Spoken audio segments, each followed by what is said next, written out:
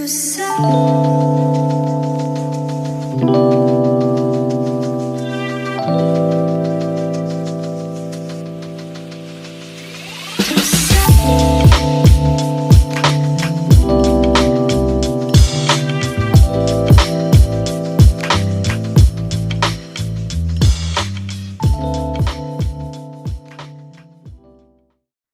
And we are back with another one, finishing up this series on one of my favorite shows right now. And we're finally getting to the finale of Andor, the last three episodes. And these episodes are just more of what I like so much all season. I can't say enough how much I really like this show. It's more of the great visuals, the soundtrack, the acting, everything. It's all just been great. And I'm just going to get right to it. So, in episode 10, we finally get to that point that they've been building towards where Cassian and the rest of everybody else is going to break out of prison. So, right from the beginning, Cassian wants to break out and Kino doesn't. And we get a great line from Cassian where he says, "Power doesn't panic." Another great line where he says, "I'd rather die trying to take them down than die giving them what they want." And it's a great point. I mean, what's the point of rotting away in that jail just helping the Empire when you can still try to escape and hopefully live the life that you want? And if you don't, well, you died fighting. And Cassie and Kino finally make it back to everybody else and they tell them what happened on level 2.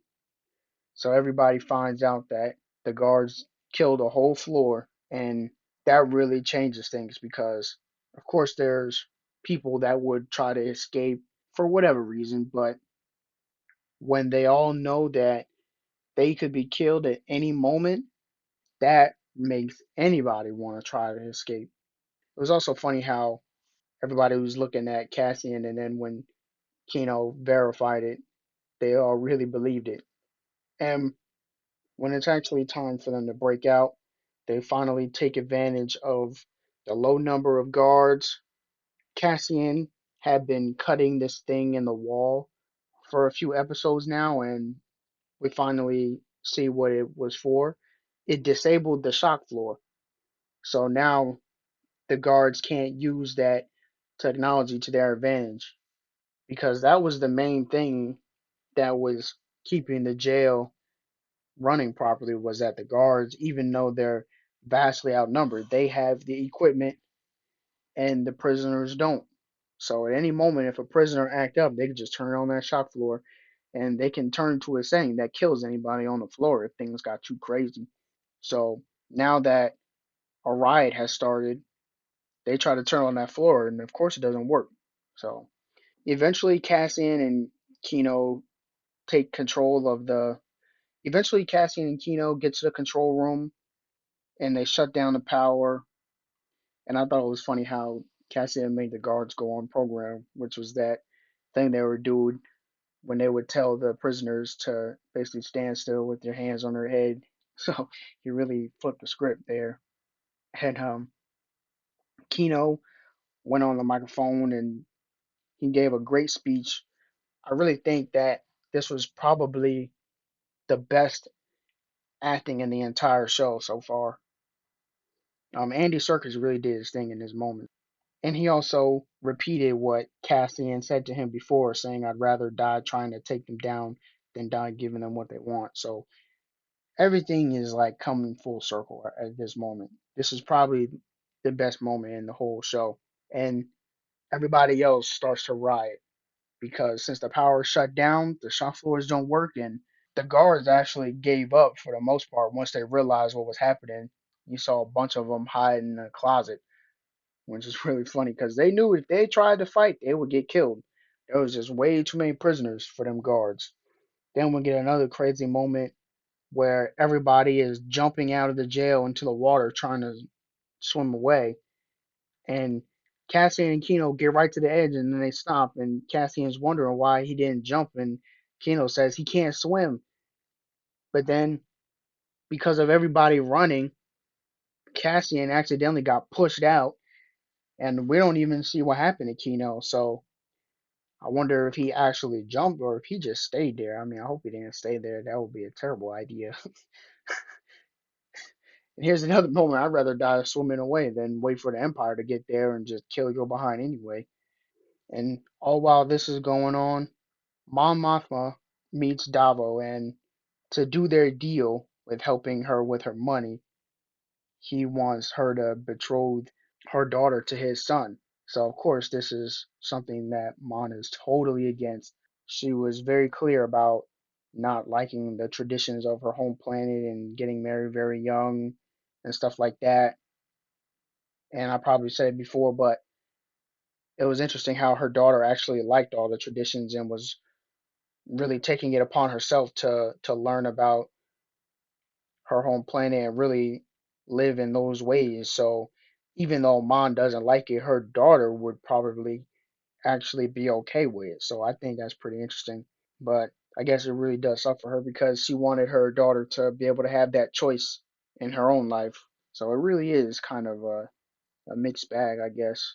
And then that subplot with Krieger finally comes to an end where we see Luthen meeting that officer that works with Miro, and that guy wanted to stop being an informant because he had a kid and he wanted to just let it all go and just live a safe life. And we see that Luthen doesn't want to let him go because he's too valuable.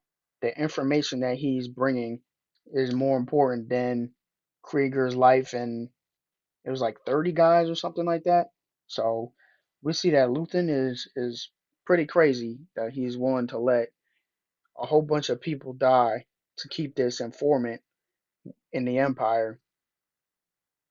And he also gives a crazy speech, and a great line is, "I burn my life to make a sunrise that I know I'll never see." I mean, that's just crazy.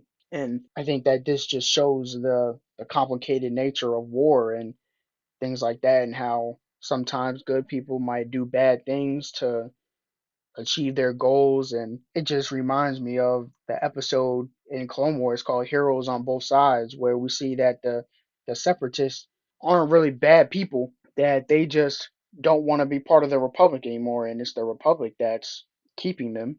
And I mean, there's a whole argument that the separatists are the good guys and the Republic is the bad guys, because the Republic actually uses real people as soldiers and the separatists use all droids. So I mean, that right there is just a big indicator to me, at least. I mean, of course, we saw what happened to the Republic in the end, and we know all that was orchestrated by Palpatine. But still, they always portray the Republic as the good guys because the Jedi are on that side and the Separatists are the bad guys. But I think that episode of Clone Wars really gives you a different perspective, and just like this scene in this show shows that maybe there's villains on both sides. Just because someone is a rebel doesn't mean that they're a good person. And I'm not saying Luthen is a bad person. I think Luthen is pretty complicated because we know that he would do anything to defeat the Empire, but there's always got to be that limit, right? Like, you're no better than the enemy if you just do the same thing that they do. If you're going to scheme and kill people that you shouldn't be killing and things like that, you're just as bad as the other side, in my opinion. But I think that it just makes the show more interesting. If we get the typical good guy versus bad guy thing all the time, it gets old after a while. Again, this episode was a banger. This might be my favorite episode in the show. So yeah. In episode 11, we see that Cassian's mom dies, and Cassian didn't get back to Ferrix yet. So that's kind of sad. Cassian didn't get to see his mom for one last time, and we see Cassian and one of the guys who was with in jail climbing this big behind rock, and then they try to sneak onto these two alien ship, and the aliens at first think that they're part of the Empire, probably because they're human, and I guess their planet didn't originally have humans on it. And they tell them that no, they don't like the Empire either, and the aliens actually take them where they want to go because they don't like the Empire either, and the Empire spoil the water on their planet. And again, there's little things like this that show you how bad the Empire is. We know the Empire just takes over planets, uses their resources, it'll pollute planets. It just does whatever it can to gain power. It doesn't matter how many people it displaces, kills, how many planets it ruins. So again, we see people that are just normal people and they're complaining about how their planet's water got spoiled. And it's sad. And we finally see Sergeant Mosk again, and he calls Cyril and he tells him that Cassian's mother passed. So we know at this point that Cyril is probably going to go to Ferrex because he's obsessed with this Cassian thing, and everybody knows that Cassian is probably going to go back to Ferrex. And we see Luthen meet with Saul Guerrero, and he tells him that the ISB knows about Krieger's raid and that he's willing to let Krieger and his men die to protect his sources within the ISB. And we get a great scene with Forrest Whitaker as Saul Guerrero, kind of wondering what's up with Luthen because he wanted to go help Krieger on the raid, and Krieger is telling him, nope, don't go because if you go, you're gonna get killed. And Saul is pretty much as blown away as the audience is at the fact that this guy is willing to let a whole bunch of people die just to keep his source. So that was another crazy moment.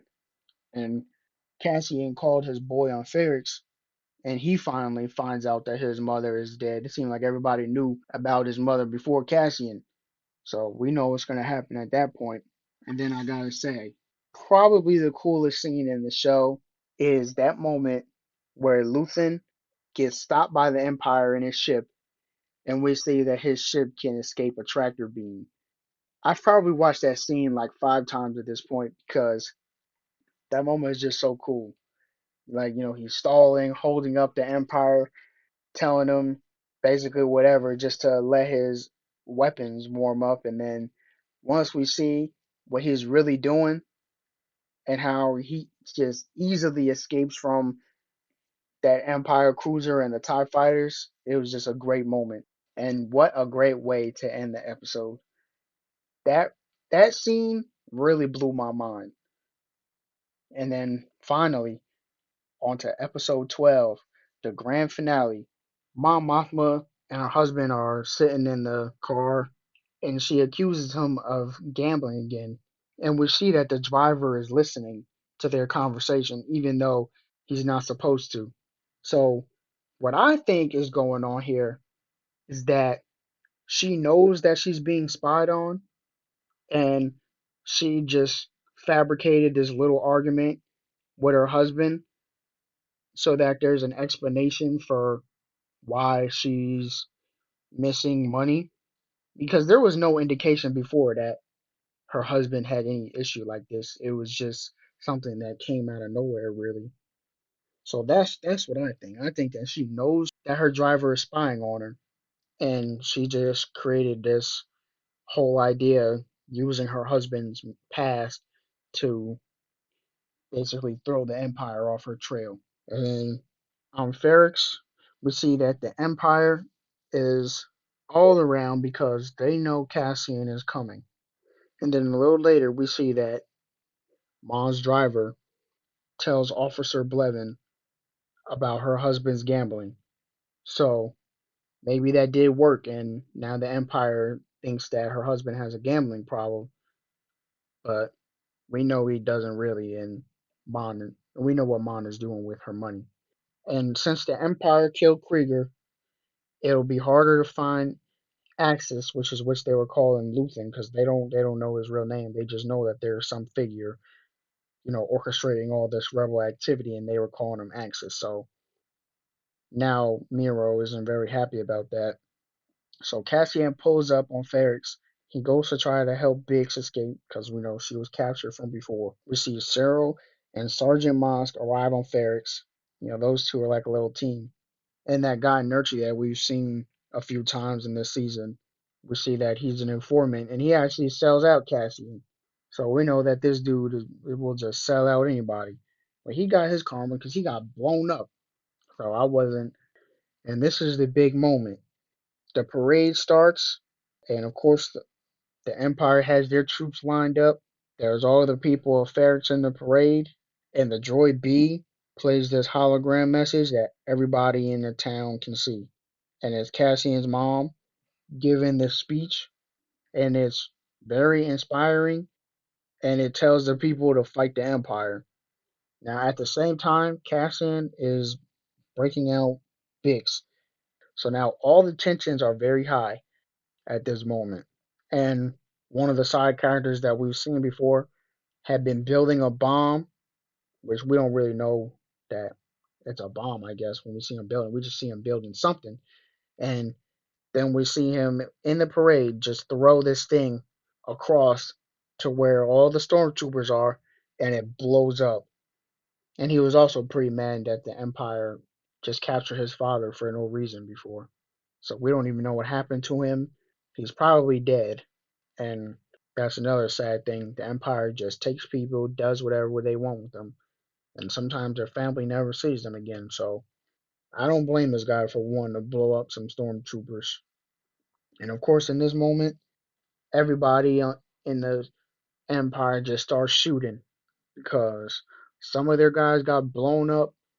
Now it's almost like a battle. And we see Cassian's friend Brasso. He saves the guy that threw the bomb. When the riot started, Miro almost got killed. There was literally a group of people that was about to drag her away and do who knows what, and she got saved at the last second by Cyril. And Cassian escapes to the ship, and all his friends are on there. Brasso, B the droid, and everybody else. And they're about to get away.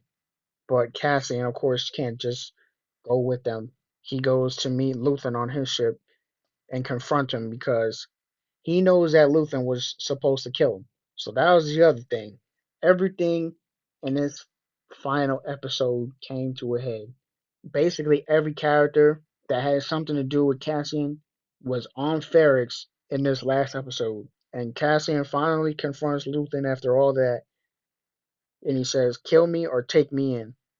That was a pretty brave moment, but we all know that Luthen takes him in this moment because we wouldn't be getting a season two, and we wouldn't, and we know that Rogue One happens. So, but and we also see at the end that Mon Mothma's daughter meets Davo's son, so that is happening too. So Reno Mon isn't very happy about that. And the season ends with a post-credit scene that reveals what Cassian and everybody else at the jail was building, and that it was parts for the Death Star. And we see the Death Star be 100% complete, and that's it. So now we know that Cassian was helping to build the thing that eventually killed him. So that's pretty crazy. But season one of Andor, definitely one of my favorite shows of the year, one of my favorite shows in recent years. I can't wait for season two, and I've said it so many times. Great acting, great soundtrack, great visuals, great writing, and I really think that this show not using the volume was a pretty good idea. And I really like the volume. It's a great tool, but something about how they used a bunch of real locations also just kind of changed the look. I think it's good that all the shows don't look exactly the same because this is a show that's very different from The Mandalorian, and that's okay. So they don't have to film it in the same way. I also think giving creators that option is always a good thing. So, again, Andor, great show. I'm so happy that I got to watch it, and I'm ready for the next Star Wars project to come out.